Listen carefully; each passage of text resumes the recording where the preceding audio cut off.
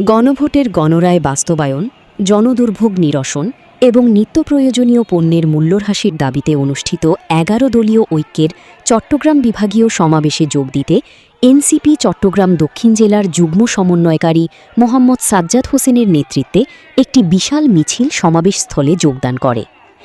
১৩ তারিখ শনিবার চট্টগ্রামের লালদিঘি মাঠে অনুষ্ঠিত সমাবেশে নেতাকর্মীরা গণমানুষের দাবি বাস্তবায়ন, দ্রব্যমূল্য নিয়ন্ত্রণ এবং জনদুর্ভোগ লাঘবে কার্যকর পদক্ষেপ গ্রহণের আহ্বান জানান।